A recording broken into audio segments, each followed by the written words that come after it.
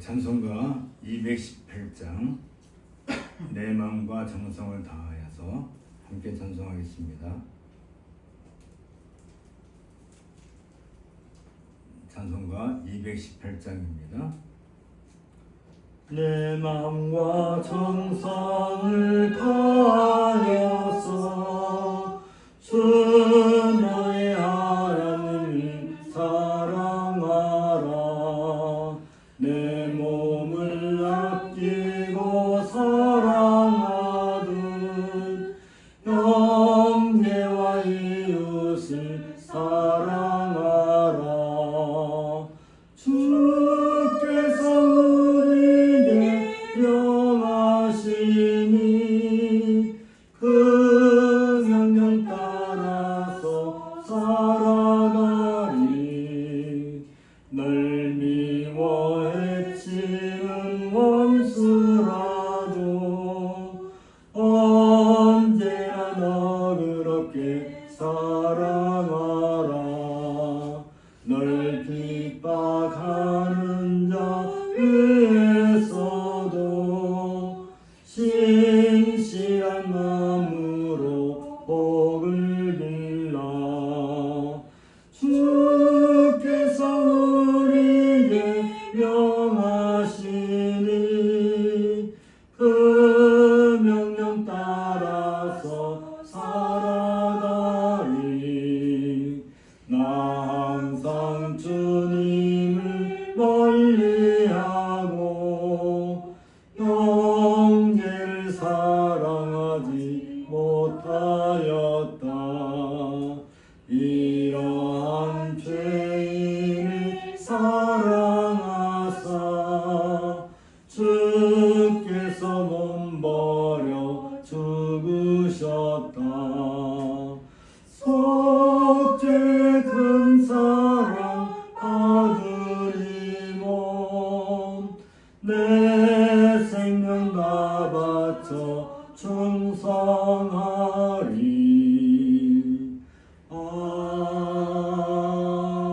아멘. 8월 24일 예배를 시작하겠습니다. 여러 가지로 세상 나라에 돌아가는 모습을 보면 안타깝고 또 우리가 기도할 제목들이 참으로 많은 걸 느끼게 됩니다. 우리를 이 땅에 보내신 것은 이 땅에서 아주 잘 먹고 잘 살고 편안하게 있다가 천국에 오라는 것이 아니겠죠. 천국을 가진 자, 그 사람은 이 세상에 있는 모든 무거운 짐을 기꺼이 짊어질 것이어야 합니다. 천국을 가졌다 하면서 이 땅에서 가볍게 살아가려고 하는 것은 아주 큰 욕심입니다. 많은 사람들이 이 짐을 벗어버리려고 자기의 편안함을 위해서 추구하다가 결국은 천국마저도 내버리는 것을 보게 됩니다. 마치 천국을 입은 자처럼 이 세상에 있는 무거운 짐도 기꺼이 짊어지는 우리 성도들이 되어야 되겠습니다. 묵상기도 하겠습니다.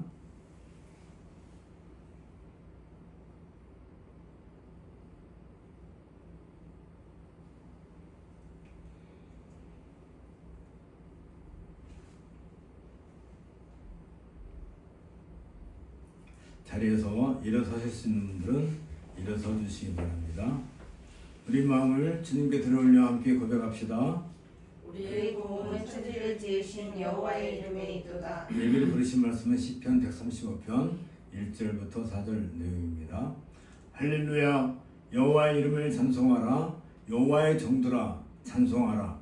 여호와의 집 우리 여호와의 성전 곧 우리 하나님의 성전들에 서 있는 너희여 여호와를 찬송하라. 여호와는 선하시며 그의 이름이 아름다우니 그의 이름을 찬양하라. 여호와께서 자기를 위하여 야곱 곧 이스라엘을 자기의 특별한 소유로 택하셨습니다. 아멘. 기도하겠습니다. 거룩하시며 은혜로우신 하나님 아버지, 오늘 우리를 주의 이름으로 불러 모으시고 성령 안에서 한 마음과 한 뜻으로 주님을 경배하게 하심을 감사드립니다. 주께서 우리를 의와 기쁨과 평강 가운데 세우셨으니 이제 온 회중이 주의 임재 앞에 나와 마음과 입술로 주의 영광을 선포합니다. 우리는 우리 자신을 기쁘게 하기보다 연약한 자를 돌보고 세워야 함을 배웁니다. 이는 그리스도께서 우리를 위해 자신을 기쁘게 하지 않으시고 우리의 죄를 담당하시며 희생하신 구속의 은혜를 본받는 것이기 때문입니다. 주님의 말씀은 기록된 바 우리의 소망을 주며 인내와 위로를 얻게 하는 참된 근거입니다. 성령으로 우리를 하나 되게 하사 그리스도 예수 안에서 한 마음과 한 입으로 하나님 아버지를 영원하게 하게 하옵소서. 이는 교회가 머리 되신 그리스도를 중심으로 하나 된 몸이며 성도들이 서로를 용납하며 그리스도께서 우리를 받아주신 것 같이 행할 때 우리는 교회는 온 세상에 하나님의 영광을 드러냅니다. 이 시간 우리 예배가 오직 주의 은혜와 영광만을 증거하는 참된 제사가 되게 하옵소서. 주께서 이스라엘뿐 아니라 이방 열방까지 긍휼히 여기사 복음을 전파케 하시고 열방이 주의 이름을 의지하게 하셨나이다. 그러므로 우리도 온 마음을 다해 주의 이름을 찬양하며 주께 영원한 영광과 존귀를 돌립니다. 오늘도 성령께서 우리 안에 충만히 역사하시어 우리의 예배를 거룩하게 하시고 말씀과 기도로 우리를 새롭게 빚으시며 소망 가운데 넘치는 기쁨과 평강으로 우리를 채워주소서. 삼일째 하나님께만 영원한 찬양과 존귀와 권세가 있나이다. 이 시간에도 너희 이름이 하늘에 기록된 것으로 기뻐하라는 말씀에 의지하여 삼위 하나님께 나아갑니다. 은혜를 받기로 예정하신 자들에게 은혜를 베풀어 주옵소서. 우리 주 예수 그리스도 이름으로 기도합니다.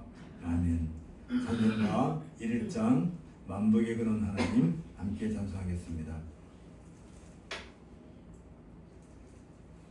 만복의 근원 하나님 온 백성 찬송 드리고 저천사여 찬송하세.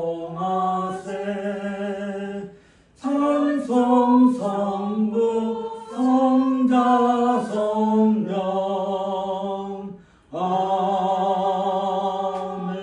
아멘. 자리에 앉아주시고요.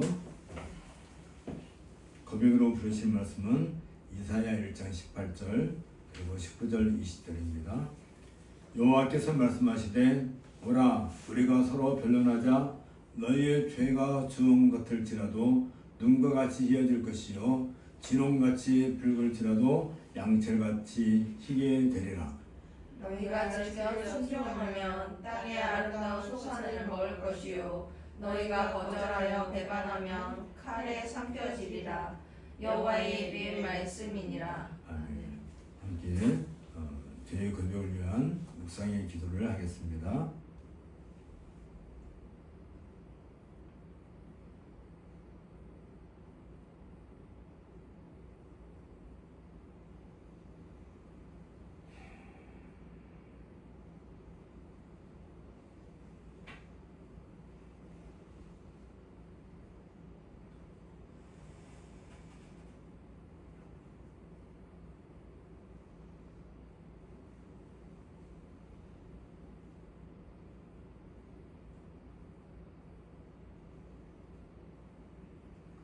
사명과 믿음의 응답은 에베소 1장 7절부터 10절에 있는 말씀입니다. 우리는 그리스도 안에서 그의 은혜의 풍성함을 따라 그의 피로 말미암아 속량 곧 죄사함을 받았느니라.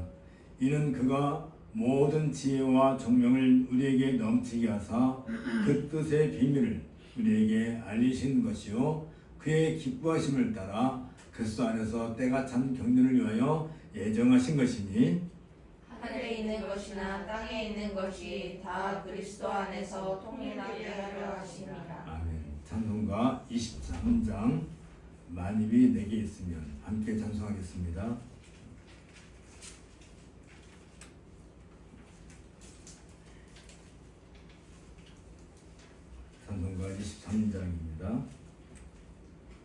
마늘이 내게 있으면 그 있다 가지고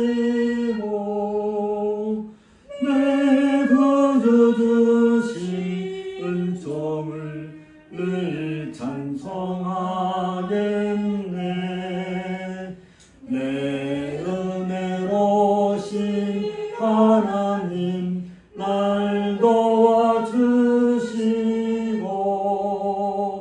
그 크신 영광 널리 펴 다 알게 하소서.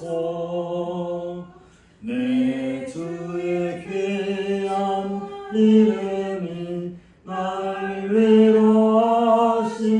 위로하시고 이 귀의 음악 같으니 참 희락되도다. 내 죄의 권세 깨뜨려 그를 바꾸시고 비추한 마음을 비로소 고정케 하셨네.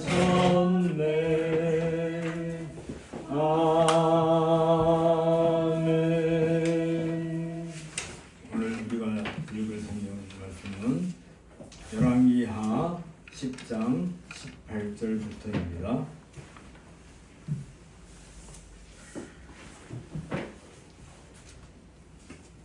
열왕기하 10장 18절부터 한 절씩 교독하겠습니다.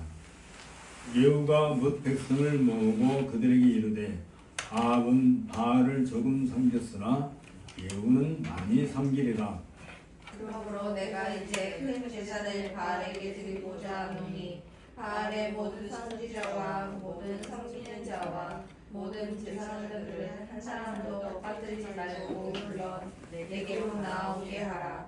모든 오지 아니하는 자는 살려두지 아니하리라 하니 이는 예후가 바알 섬기는 자를 멸하려 하여 계책을 씁니다. 예후가 바알을 위하는 대회를 거룩히 열라 하매 드디어 공포되었더라. 예후가 온 이스라엘에 사람을 둘을 보냈더니 바알을 섬기는 모든 사람이 하나도 빠진 자가 없이 다 이르렀고 무리가 바알의 신당에 들어가매 바알의 신당 이쪽부터 저쪽까지 가득하였더라. 예후가 예복 맡은 자에게 이르되 예복을 내다가 바알을 섬기는 모든 자에게 주라 하매 그들에게로 예복을 가져온지라. 예후가 레갈의 아들 여호나답과 더불어 바알의 신당에 들어가서 바알을 섬기는 자들에게 이르되 너희는 살펴보아 바알을 섬기는 자들만 여기 있게 하고 여호와의 종은 하나도 너희 중에 있지 못하게 하라 하고 무리가 번제와 다른 제사를 드리려고 들어간 때에 예후가 80명을 밖에 두며 이르되 내가 너희 손에 넘겨주는 사람을 한 사람이라도 도망하게 하는 자는 자기의 생명으로 그 사람의 생명을 대신하리라 하니라. 언제 드리기를 다함에 예후가 호위병과 지휘관들에게 이르되 들어가서 한 사람도 나가지 못하게 하고 죽이라 하매 호위병과 지휘관들이 칼로 그들을 죽여 밖에 던지고 바알의 신당 있는 성문으로 가서 바알의 신당에서 목선들을 가져다가 불사르고 바알의 목성을 헐며 바알의 신당을 헐어서 변소를 만들었더니 오늘까지 이르니라. 예후가 이와 같이 이스라엘 중에서 바알을 멸하였으나 이스라엘에게 범죄하게 한 느밧의 아들 여로보암의 죄 곧 벨과 단에 있는 금송아지를 섬기는 죄에서는 떠나지 아니하였더라. 여호와께서 예후에게 이르시되 네가 나보기에 정직한 일을 행하되 잘 행하여 내 마음에 있는 대로 아합 집에 다 행하였은즉 내 자손이 이스라엘 왕위를 이어 사대를 지내리라 하시니라. 그러나 예후가 진심으로 이스라엘 하나님 여호와의 율법을 지켜 행하지 아니하며 여로보암이 이스라엘에게 범하게 한 그 죄에서 떠나지 아니하였더라. 이때 여호와께서 이스라엘에서 땅을 잘라내기 시작하심에 하사엘이 이스라엘의 모든 영토에서 공격하되 유다는 종족 길르앗 온 땅 곧 갓 사람과 르브의 사람과 므낫세 사람의 땅 아르논 골짜기에 있는 아로엘에서부터 기럇과 바산까지 하였더라. 여호의 남은 사적과 행한 모든 일과 업적은 이스라엘 왕 역대 지략에 기록되지 아니하였느냐. 예후가 그의 조상들과 함께 잠에 사마리아에 장사되고 그의 아들 여호와스가 그를 대신하여 왕이 되니라. 예후가 사마리아에서 이스라엘을 다스린 횟수는 28해이더라. 이런 주님의 말씀입니다. 하나님께 감사를 드립니다. 연보 및 찬송은 74장 오만세 반석이신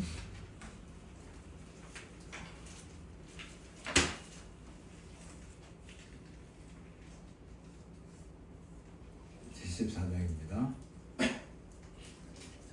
오만세 반석이신 주 우리 하나님 저창조 이전부터 또 영원하도록 한없는 영광 중에 그 보좌에 있으니 근환난 풍파에도 날 지켜주시네. 인생 사는 것이 둥구름 같으며 저 푸른 동산 안에 꽃송이 같도다. 불리의 이슬 같고 잠 속의 꿈같이 이 세상 모든 영광 곧 사라지도다.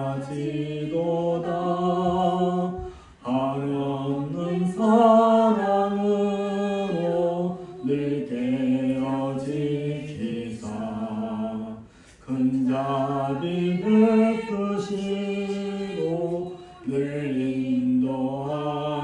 인도하시니 내 평생 짧은 세월 빛나게 살도록 잠비친 성령으로 날 채워주소서. 아멘. 기도하겠습니다. 영광과 존귀를 받으시기 합당하신 하나님 아버지, 오늘도 주의 교회를 세우시고 우리로 하여금 주의 이름을 높이며 감사하게 하심을 찬송드립니다. 주께서 우리를 자기 피로 사신 주님의 소유로 삼으셨으니 우리는 주께 속한 양무림을 고백합니다. 이 거룩한 교회는 인간의 것이 아니라 오직 주님의 것이며 목회자와 장로들은 청지기와 종로로서 주의 뜻을 따라 섬길 뿐임을 인정합니다. 우리를 넓으시는 주님은 선한 목자이시며 주의 말씀과 성령으로 양들을 먹이고 인도하며 보호하십니다. 그러므로 우리가 주의 영광을 감사드리는 것은 목자가 양을 버리지 않냐고 끝까지 지키시는 언약의 신실하심 때문입니다. 또한 주께서 주신 순전한 교훈으로 우리 영혼을 살리시고 진리로 교회를 세우시며 이방인들까지 주의 양무리에 불러들이시는 은혜를 찬송합니다. 교회의 머리신 그리스도 안에서 하나된 몸을 이루게 하시고 각 지체가 주께 영광을 돌리게 하신 은혜를 감사드립니다. 오늘도 우리가 드리는 찬송과 예배가 사람의 영광이 아니라 오직 주님의 이름만을 높이며 삼위 하나님께서 영원히 찬송과 존귀와 영광을 받으시옵소서. 우리에게 크신 사랑을 베푸사 독생자를 내어주시고 우리를 구속의 은혜 안으로 불러주심에 감사드립니다.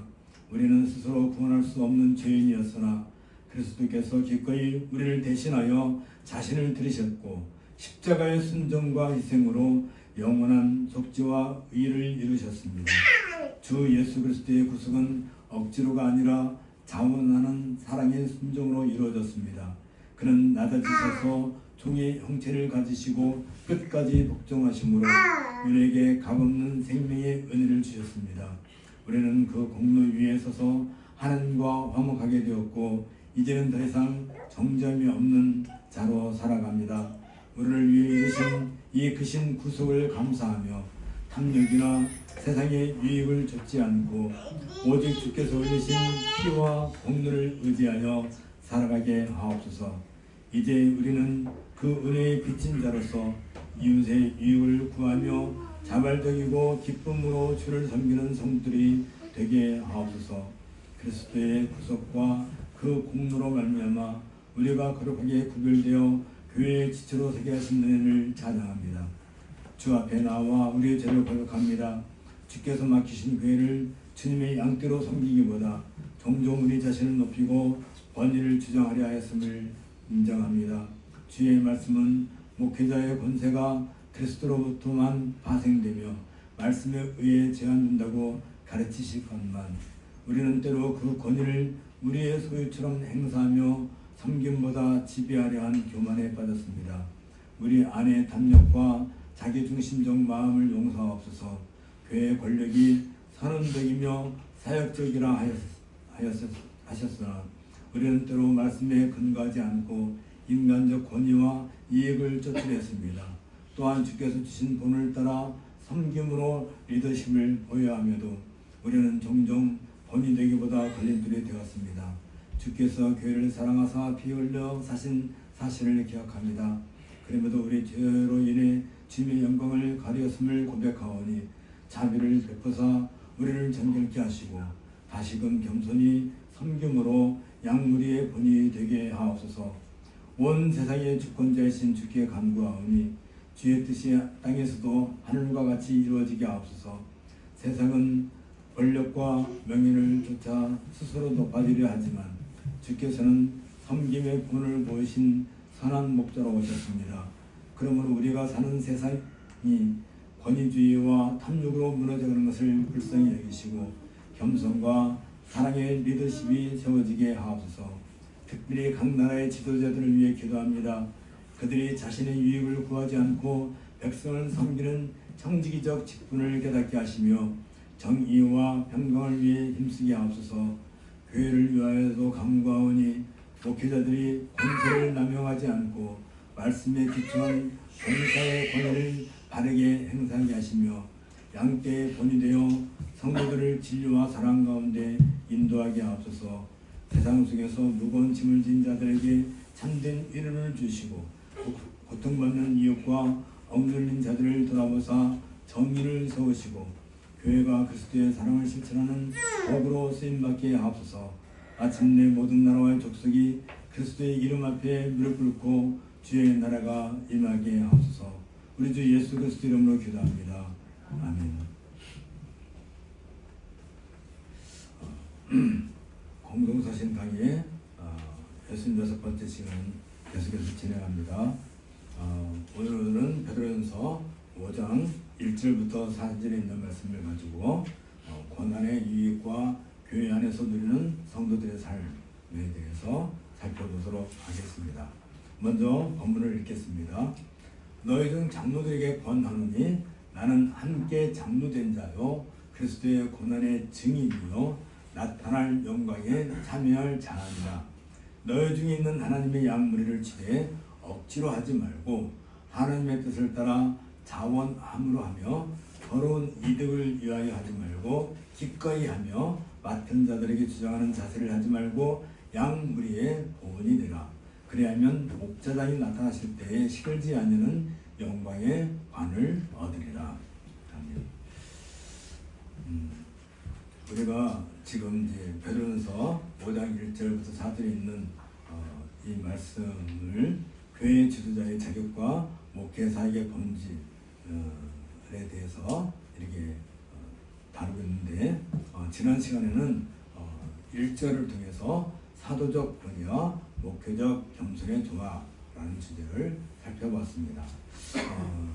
우리가 잠깐 돌이켜본다면 함께 장로된 자요 그리스도의 고난의 증인이요 나타날 영광의 참여자라고 베드로는 선언하면서 사도적 권위와 목회적 겸손의 완벽한 조화를 보여주었습니다.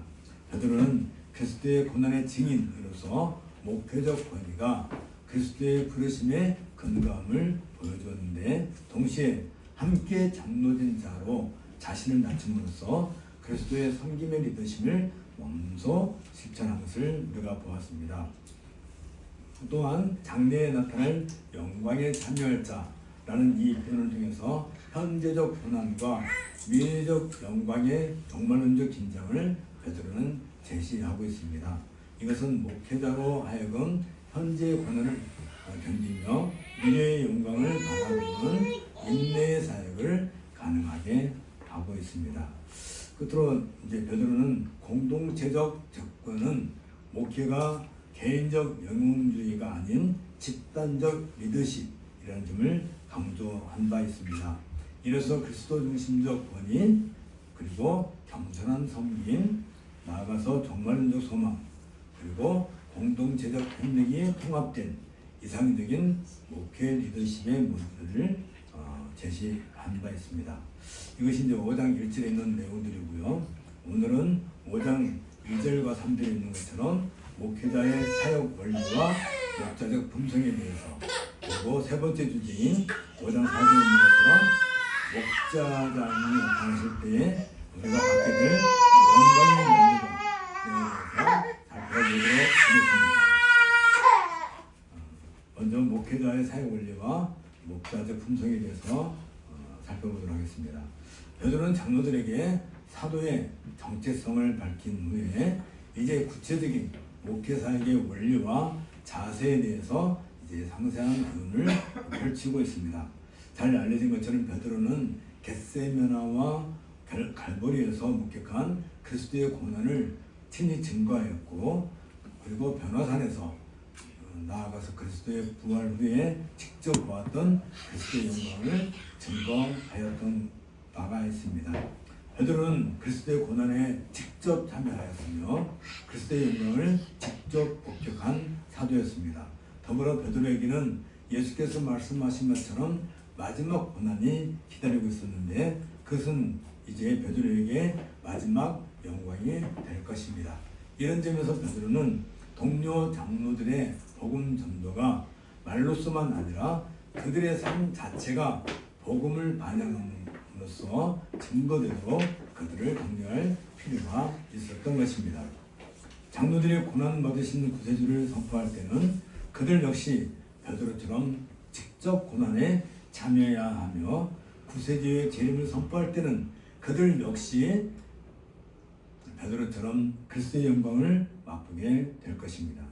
이에 베드로는 장로들에게 그리스도께서 친히 모범을 보이셨던 것처럼 양 무리의 모범이 되어야 한다고 권면하고 있는 것입니다.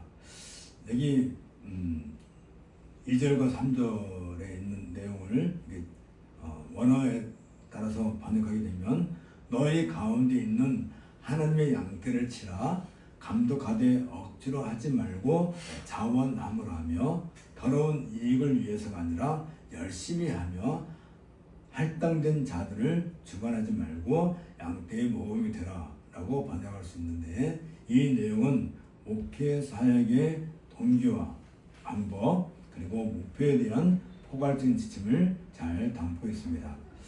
먼저 우리는 목자적 사명의 본질과 대상에 대해서 살펴볼 수 있는데, 베드로는 너희 중에 있는 하나님의 양떼를 치라 라고 명령함으로써 목회 사역의 본질을 비명하고 있습니다.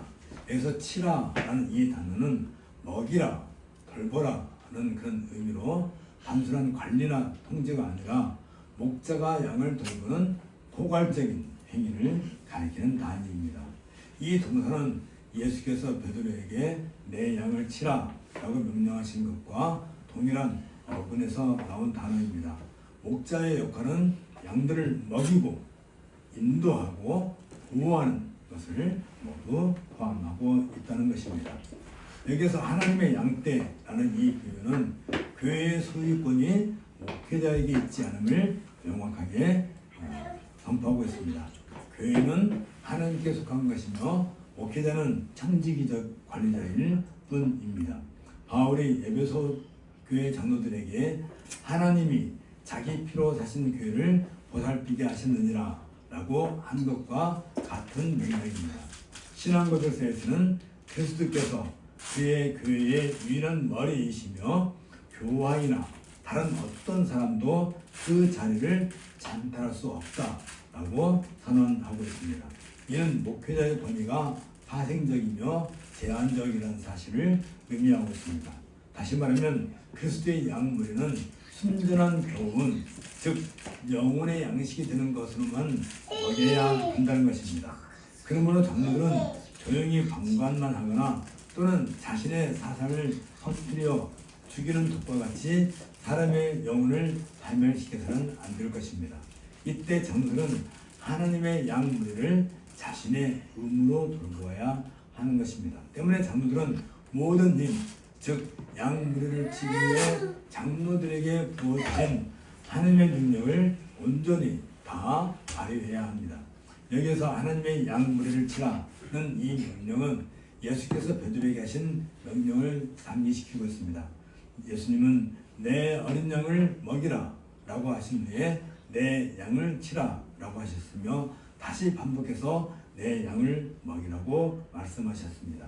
이런 점에서 양무리는 장로들에게 속한 것도 아니며 베드로에게 속해 있지도 않습니다. 예수님의 말씀에서 보는 것처럼 이 양무리는 예수께 속해 있으며 적어도 예수님과 하나님 아버지에게 공통적으로 속해 있는 존재들입니다. 이런 점에서 하나님의 양무리라고 불려야 하는 것입니다.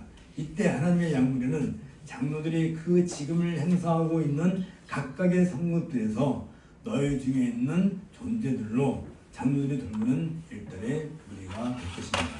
이 무리들은 세상에 있는 하나의 교회 또는 하나님의 양무리와 한 지체를 이루고 있는 교회인 것입니다. 베드로는 계속해서 감독하되 억지로 하지 말고 하나님의 뜻을 따라 자원 업무로 하며 라고 권면하고 있는데 여기서 감독하다 이 단어는 장로 또는 목사와 동일한 직분을 가리키는 용어입니다. 감독의 어원적 의미는 위에서 살펴보다 라는 단어인데 이는 영적 책임감을 가지고 교회를 돌보는 것을 의미하고 있습니다. 이는 단순한 행정적 관리가 아니라 영혼들의 영적 상태를 세심하게 살피는 것을 포함하고 있습니다. 베드로는 이러한 감독의 직무가 억지로 행해져서는 안 된다고 강조하고 있는 것입니다. 억지로라는 이 말은 외적 압력이나 의무 업무로 인한 마지못한 순종을 가리킵니다. 이는 바울이 내가 복음을 전할지라도 자랑할 것이 없으면 내가 부득불 할 일입니다 라고 한 것과는 다른 차원의 이야기입니다. 바울의 부득불은 하나님의 부르심에 대한 절대적 순종이지만 여기서 말하고 있는 이 억지로라는 말은 인간적 동기에서 나온 것이기 때문입니다. 반대로 자원함으로 한다는 것은 내적 동기와 기쁨으로 사역에 임하는 것을 의미합니다. 이는 하나님의 은혜에 대한 감사와 그리스도의 사랑에 이끌려 나오는 자발적 헌신을 가리킵니다. 대열의 문답에서는 그리스도께서 기꺼이 그리고 즐거이 구속사역을 감당하셨다라고 강조하고 있는 것도 같은 맥락에서 우리가 이해할 수 있습니다. 베드로는 또한 더러운 이익을 위하여 하지 말고 기꺼이 하며 라고 권면하고 있는데 여기에서 더러운 이익이라는 말은 단순히 물질적 이름을 가리키는 것이 아니라 개인의 어떤 명예, 권력욕과 같은 모든 형태의 불순한 동기를 포괄하고 있습니다. 이러한 경고는 구약의 거짓 목자들에 대한 비판과 일치합니다. 미가 선지자는 그 두려운 뇌물을 위하여 재판하며 그 제사장은 싹쓸 위하여 교훈하며 그 선지자는 돈을 위하여 점치면서 라고 그 시대의 두려움들과 제사장들과 선지자들을 책망한 바 있습니다. 에스겔 역시 자기만 먹이는 목자들이라고 그들을 강력하게 질책한 바 있습니다. 신약에서도 바울은 우리는 수다한 사람들과 같이 하나님의 말씀을 혼잡하게 하지 아니하고 라고 하면서 복음을 상업적으로 이용하는 것을 경계한 바 있습니다. 디모데에게도 경건을 이익의 수단으로 생각하는 자들을 피하라고 권면한 바 있습니다. 신앙고백서에서는 교회 직분자들이 세속적 이익이나 권세를 추구해서는 안 된다라고 명시하고 있는데 이것은 목회사에게 순수성을 보장하는 필수적 조건이 된 것입니다. 반면에 기꺼이 한다는 것은 아주 적극적이고 열정적인 태도를 의미하고 있는데 이는 단순히 소극적으로 탐욕을 피하는 것을 넘어서서 적극적으로 하나님의 영광과 양떼의 유익을 추구하는 자세를 가르쳐주고 있습니다. 이어서 베드로는 맡은 자들에게 주장하는 자세를 하지 말고 양떼의 본이 되라 라고 권면하고 있습니다. 여기에서 주장하는 자세라는 이 말은 위에서 억압적으로 지배한다 또는 분림한다, 권세를 휘두른다 그런 의미인데 독재적이고 권위주의적인 통치를 가리키고 있습니다. 이 단어는 예수께서 이방인의 직분자들이 그들을 임으로 주관하고 라고 하신 것과 동일한 어근에서 나온 단어입니다. 예수님은 제자들에게 너희 중에는 그렇지 아니할지니 하시라고 하시면서 세상적 권력 구조와는 다른 섬김의 리더십을 제시하신 바 있습니다.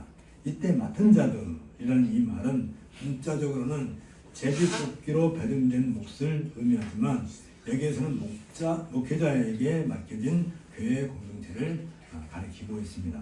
이는 하나님께서 각 목회자들에게 특별히 배정해 주신 사역의 영역이 있다는 것을 의미합니다. 곧 일정한 지역에 속해 있는 지교회를 담임하고 있는 상태를 가리켜서 이 단어를 사용하고 있습니다. 나아가서 저들은 양떼를 맡은 자들에게 권위주의적 태도 대신 양떼의 본이 되라 라고 권면하고 있는데 여기서 이 본이라는 단어는 찍어내는 틀이나 모형을 의미하는데 다른 사람들이 따라야 할 모범을 가리키고 있습니다. 이는 예수께서 제자들의 발을 씻기신 후 내가 너에게 행한 것 같이 너희도 행하게 하여 본을 보였노라 라고 하신 것과 같은 맥락입니다. 바울도 내가 그리스도를 본받는 자가 된 것 같이 너희는 나를 본받는 자가 되라 라고 권면한 바 있습니다. 이처럼 본문에서 제시되고 있는 목회 원리들은 개혁주의 교회 정치학의 핵심 원리들을 잘 보여주고 있습니다. 먼저는 목회자의 권위는 그리스도로부터 발생되며 말씀에 의해 제한되어야 한다는 것입니다. 이는 교황권이나 또는 개인적인 교권을 유지하고 성경적 권위 위에 기초해야 한다는 사실을 보여주고 있습니다. 목회자는 하나님의 청지기로서 교회를 섬기되 그 교회를 자신의 개인적인 소유나 지배의 대상으로 섬겨서는 안 될 것입니다. 장로교 정치 원리에서는 교회의 권력은 선언적이며 사역적이라고 규정하고 있는 것도 같은 원리입니다. 그래서 목회자의 리더십은 섬김의 리더십이 되어야 합니다. 세상적 권력 구조를 보강해서는 안 된다는 것입니다. 이는 평등주의를 의미하는 것이 아니라 권위의 올바른 행사 방식을 제시하고 있습니다. 베드로의 교훈은 철저히 그리스도 중심적인 것을 우리가 살펴보았습니다. 목회자는 그리스도의 대리자로서 그리스도의 방식을 따라 양떼를 돌보아야 합니다. 예수님은 나는 선한 목자라 선한 목자는 양들을 위하여 목숨을 버리거니와 라고 하셨으며 이는 목회자가 추구해야 할 궁극적인 모델이어야 합니다. 또한 예수님은 수고하고 무거운 짐진 자들아 다 내게로 오라 라고 하시면서 온유와 겸손의 모험을 보이셨습니다. 목회자는 이러한 그리스도의 성품을 본받아 양떼를 돌보아야 하는 것입니다. 대의로 문답에서는 그리스도께서 선지자, 제사장, 왕의 직분을 영원히 수행하신다고 고백하면서 목회자는 이러한 그리스도의 상징직을 모델로 삼아야 한다고 가르치고 있습니다. 이 구절은 교회의 목회자들에게 매우 실질적인 도전을 제기하고 있습니다. 목회자는 자신의 사역 동기를 끊임없이 점검해야 할 것입니다. 성공주의나 세속적 가치관에 이끌리지 않고 순수한 마음으로 하나님의 영광과 양떼의 유익을 추구해야 한다는 것입니다. 또한 물질적 유혹뿐만 아니라 권력욕, 명예욕 등 모든 형태의 불순한 동기를 경계해야 할 것입니다. 이는 지속적인 자기 성찰과 동료 목회자들의 견제를 통해서 가능할 것입니다. 나아가서 권위주의적 리더십을 버리고 섬김의 리더십을 실천해야 합니다. 이는 권위를 포기한다는 것이 아니라 권위를 올바르게 행사한다는 것을 의미합니다. 말씀의 권위에 기초하되 산업으로 행하는 것이 진정한 목회자의 권위가 될 것입니다. 끝으로 목회자는 자신의 삶이 성도들에게 모범이 되도록 해야 한다는 것입니다. 이는 완벽함을 요구한다는 것이 아니라 성실함과 진정성을 요구하는 것이기도 합니다. 베드로는 참된 목회자의 품성과 사회 방식에 대한 포괄적이고 실질적인 지침을 이 본문을 통해서 제공하고 있는데, 이는 단순한 기술적 조언이 아니라 그리스도의 품성을 반영하는 목자적 리더십의 본질을 다루는 근본적인 교훈으로 우리에게 주어졌습니다. 교회의 목회자들은 이러한 성경적 기준에 따라서 자신의 사역을 점검하고 개선하여 나가야 합니다. 그래서 목회자들은 부득이함으로 아니라 하나님의 뜻을 쫓아 자원함으로 양들을 돌보아야 합니다. 이 말은 장로가 된다는 것은 사람이 그 자리에 임명되는 공인된 직분임을 전제하고 있는데, 이때 장로들은 자신의 만족을 위해서가 아니라 하나님을 섬기는 기꺼운 자원자로 봉사해야 한다는 것입니다. 또한 목회자들은 자신이 봉사해야 할 양무리를 부끄러운 이익을 위해서가 아니라 열심히 돌아보아야 하는데, 회중들의 재정적인 뒷받침은 장로들이 자신의 직임을 수행하는 데 도움이 될 수 있을 것입니다. 하지만 그것을 위해 장로들이 직임을 수행해서는 안 될 것입니다. 나가서 목회자들은 그들에게 주어진 권한을 오용해서는 안 될 것입니다. 장로들은 양무리 위에 군림하는 것이 아니라 하나님의 명령에 따라 양무리를 섬겨야 하기 때문입니다. 또한 목회자들은 양무리의 본이 되어야 하는데, 이때 장로들은 자신의 권한을 자랑하기보다는 공동체의 평안을 위해 솔솔해서 발휘해야 할 정신은 바로 겸손의 정신이어야 할 것입니다. 이처럼 목회자들이 자신의 직무를 올바른 열심과 성실과 겸손으로 수행할 때 비로소 그들은 임박한 마지막 날에 올 때 자기들의 상을 얻게 된다는 것을 확신할 수 있게 되는 것입니다. 그래서 이 베드로전서 5장 4절에서 목자장이 나타나실 때 그들이 받게 될 영광의 면류관을 제시해주고 있는 것입니다. 이처럼 베드로는 교회 장로들에게 목양의 책임을 권면한 후에 이제 그들의 수고에 대한 궁극적 보상을 제시하고 있습니다. 그리하면 목자장이 나타나실 때에 시들지 않는 영광의 관을 얻으리라 라고 선언함으로써 교회 지도자들의 사역에 대한 종말론적인 소망을 보여주고 있습니다. 이 본문은 그리고 목자장이 나타나실 때에 너희는 시들지 않는 영광의 면류관을 받을 것이다 라고 번역할 수 있는데, 이것은 그리스도의 재림과 관련된 보상신학의 핵심적인 구절이기도 합니다.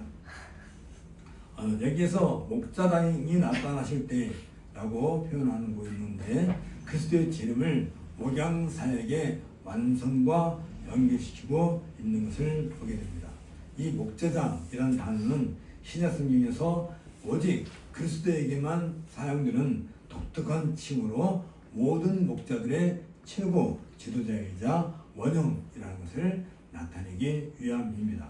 그리스도를 가리켜서 목자장이라고 부르고 있는 것은 목회자들에게 그들 자신이 목자장의 대리자들이라는 사실을 완곡하게 표현하기 위함이고, 목회자들을 문책하고 그들의 의무 이행에 대해 적절한 상을 줄 그리스도의 권리를 암시해주고 있습니다.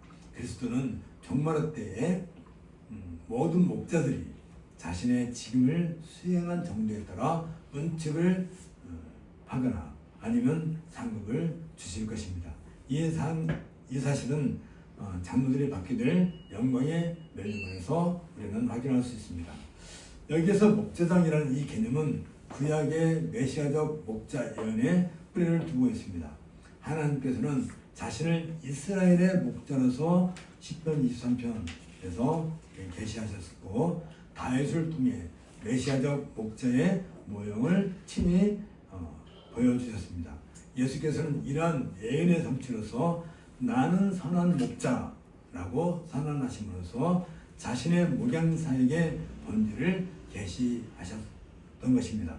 신앙고백서에서는 그리스도의 왕직에 대해 교회를 다스리고 보호하시며 원수들을 억제하시고 정복하시며 택함 받은 자들의 구원을 위하여 만물을 처리하신다라고 고백하고 있는데, 목자장으로서 그리스도는 교회의 최고 통치자이시며 모든 목자들이 행사하는 권위의 원천이 되신다는 것을 우리는 알 수 있습니다.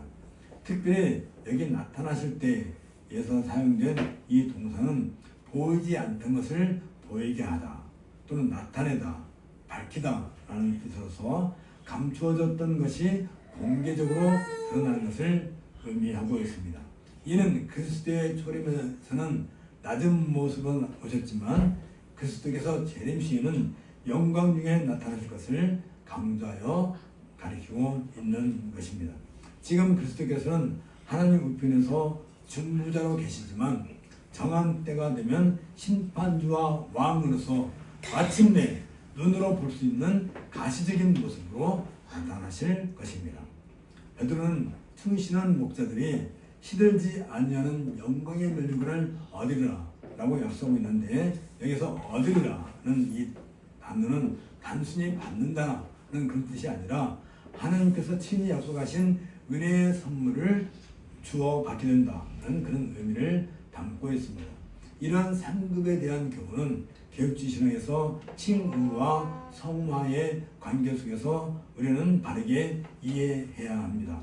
성도의 구원은 전적으로 그리스도의 공로에 의한 하나님의 은혜로 주어지는 것이고, 구원받은 성도의 선행과 신실함에 대해서도 하나님께서 약속하신 상급이 있다는 사실은 그 자체가 하나님의 은혜로운 약속과 주권적 섭리의 결과라는 사실을 우리는 결코 잊지 않아야 합니다.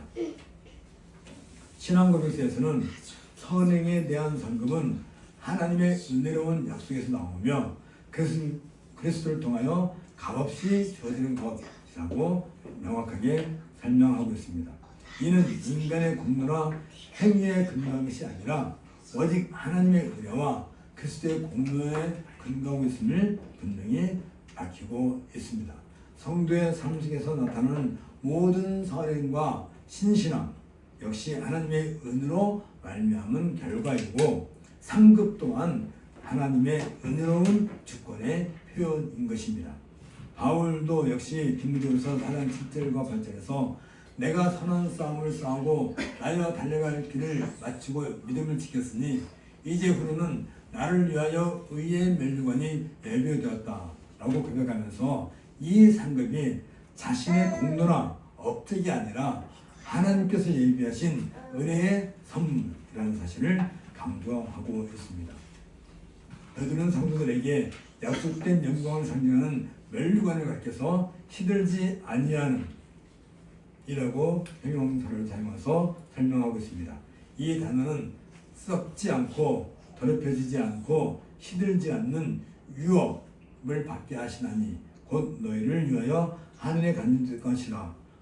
베드로전서 1장 4절에 나오는 시들지 않는 에서 발생된 형용사와 같고 결코 시들지 않는 멸류관을 꽃을 가리키고 있습니다. 이는 세상의 일시적인 영광과 대주제는 하나님께서 그리스도 안에서 성도들에게 값없이 주시는 영원한 구원의 영광을 가리키는 단어입니다. 곧 성도들은 이 세상에서 구원을 당하지만 그리스도의 공로로 말미암아 하나님의 은혜로 주어지는 영생과 영화의 유업은 절대 시들지 않으며 하늘에 안전하게 보존되어 있다는 것을 강조하고 있는 것입니다. 고대 그리스 로마 세계에서 이 멸류관은 경기에서의 승리나 군사적 공로에 대한 상징적으로 주어졌습니다. 올림픽 경기에서는 올리브 나무 가지로 만든 올리브관을 주었고, 파티한 경기에서는 월계수 잎으로 만든 월계관을 씌워졌고, 이스트미안 경기에서는 소나무 가지를 그리고 내매한 경기에서는 샐러리 잎으로 만든 관을 씌워졌다고 합니다. 그러나 이러한 지상의 관들은 모두 시간이 되면 시들고 썩어버리고 말 것입니다. 반면에 하나님께서 주시는 면류관은 영원히 시들지 않는다는 것입니다. 베드로는 앞서 1장 4절에서 베드로전서 1장 4절에서 썩지 않고 더럽지 않고 쇠하지 아니한이라고 성도들의 기업에 대해서 묘사했는데 여기에서도 동일한 영원성의 개념을 적용하고 있는 것입니다. 이는 하늘나라의 불변성과 영원성을 보여주고 있습니다. 이처럼 성도들이 받는 면류관은 인간의 행위나 공로의 대가가 아니라 오직 하나님의 은혜와 그리스도의 완전한 구속사역에 근거한 은혜의 선물인 것입니다. 이것을 그렇게 해서 영광의 면류관이라고 하는데 이 영광이라는 단어는 하나님의 본질적 속성이고 성도들이 장차 참여하여 받게 될 그 영광을 가리키는 단어입니다. 이 영광은 그리스도와 함께 나타날 영광이고 그리스도의 영광에 또한 동참하는 영광이기도 합니다. 신약에서는 성도들에게 주어질 영광과 구원의 완성을 가리켜서 면류관 혹은 관으로 묘사하고 있는데 이 영광스러운 면류관은 그리스도께서 오실 때에 신실한 성도들을 둘러싼 거룩한 영광으로 이루어지게 될 것입니다. 이 거룩한 영광의 면류관은 썩기 쉬운 이 세상의 것들과 대조되기 때문에 시들지 않는 면류관이라고 하는 것입니다. 이 면류관 곧 썩지 않고 더럽지 않고 쇠하지 아니하는 하나님의 기업은 인간의 행위에 대한 대가가 아니라 하나님께서 그리스도 안에서 모든 성도에게 동일하게 또한 값없이 주시는 구원의 영광이라는 사실을 계획주의 신학은 분명히 밝히고 있는 것입니다. 이 약속은 교회 지도자들의 목양사에게 종말론적 관점을 부여하고 있는데 현재의 수고와 어려움은 일시적이지만 그에 대한 보상은 영원하다는 사실입니다. 이는 목회자들로 하여금 현재의 시련과 핍박 속에서도 소망을 잃지 않고 신실하게 사역을 감당하도록 격려하고 있습니다. 바울은 고린도후서 4장 17절에서 우리의 잠시 받는 환난에 경한 것이 지극히 크고 영원한 영광에 중한 것을 우리에게 이르게 함이니 라고 하면서 현재의 고난과 장래의 영광을 대조한 바 있습니다. 마찬가지로 베드로 역시 목회자들의 현재 수고가 미래의 영광으로 보상된다는 사실을 확신시켜주고 있는 것입니다. 이러한 종말론적 소망은 목회자들의 사역 동기를 매우 순수하게 만들어주고 있습니다. 더러운 이득이나 세상적 명예가 아닌 주께서 주실 영원한 상급을 바라보며 사역하게 되기 때문입니다. 이는 목회자의 직분을 거룩한 소명으로 인식하게 하며 세상적 성공의 기준이 아닌 하나님의 뜻에 따른 충성을 추구하게 만들고 있습니다. 이런 내용들은 교회 지도자들에게 실천적 교훈을 제공하고 있습니다. 목회 사역의 궁극적 동기는 세상적 성공이 아닌 주님의 인정이어야 한다는 사실입니다. 그리고 현재의 어려움과 시련은 일시적이며 신실한 사역에 대한 영원한 보상이 기다리고 있다는 소망을 가져야 한다는 것입니다. 그리고 모든 사역은 목자장이신 그리스도의 권위 아래에서 이루어져야 하며 그에게서 최종적인 책임을 져야 한다는 자격을 가져야 하는 것을 요구하고 있습니다. 이 약속은 또한 모든 성도들에게도 동일한 의미가 있습니다. 모든 성도들은 어떤 의미에서 다른 이들을 돌보는 목자적인 책임을 지고 있으며 신실한 섬김에 대해서는 동일한 원리의 보상이 주어질 것입니다. 특별히 목자장이신 그리스도의 나타나심은 모든 신실한 성도들에게 영원히 시들지 않는 영광의 면류관을 상금으로 주실 것입니다. 이는 현재의 수고를 견딜 수 있는 종말론적 소망이고 성도들로 하여금 세상의 유혹을 이기고 그리스도의 뜻에 따라 교회를 섬기도록 격려하는 강력한 동기가 될 것입니다. 우리 함께 기도하겠습니다. 사랑하는 하나님 아버지, 그리스도의 고난의 증인으로 부르심을 받은 성도들에게 사도적 권위와 목회적 겸손의 조화를 이루게 하시며 주님의 양무리를 치는 청지기적 사명 앞에서 억지로 하지 말고 자원함으로 더러운 이득을 위하여 하지 말고 기꺼이 섬기게 하시옵소서. 맡은 자들에게 주장하는 자세를 버리고 양무리의 본이 되게 하시며 그리스도의 섬김의 믿으심을 실천하게 하시옵소서. 현재의 고난과 시련 속에서도 목자장이 나타나실 때 받을 시들지 아니하는 영광의 관을 소망하면서 신실하게 사역을 감당하게 하시옵소서. 하나님의 은혜와 그리스도의 사랑에 이끌며 자발적으로 헌신하며 장래에 나타날 영광의 참여할 자로서 종말론적 소망을 품고 살아가게 하시옵소서. 목자장 되신 우리 주 예수 그리스도의 이름으로 기도합니다. 아멘. 자리에서 일어나셔서 찬송가 548장 날 구속하신 함께 찬송하겠습니다.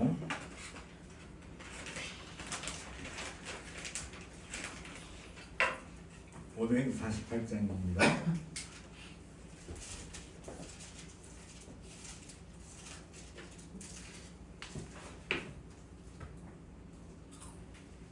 날 구속하신 주께 엎드려 그 크신 은혜 찬송합니다. 내 연약함을 긍휼히고서 근심과 걱정 맡아주소서. 자비와 은혜 충만하신 주 진리로 우리 다스리시네. 우리의 마음 방황할 때에 갈 길을 비춰 인도하소서. 주님은 우리 생명이시며 진리와 길을 대신하이다. 믿음과 소망 항상 주시사 섬기며 봉사하게 하소서. 주님의 사랑 한량없으니 나 같은 죄인 주 안에 살고 내 안에 주님 항상 계시니 죄악이 나를 저장 못하네. 우리가 구원 얻을 때까지 믿음에 굳게 세워주시고 은혜와 진리 넘치게 하사 주님 뜻 이루어지게 하소서.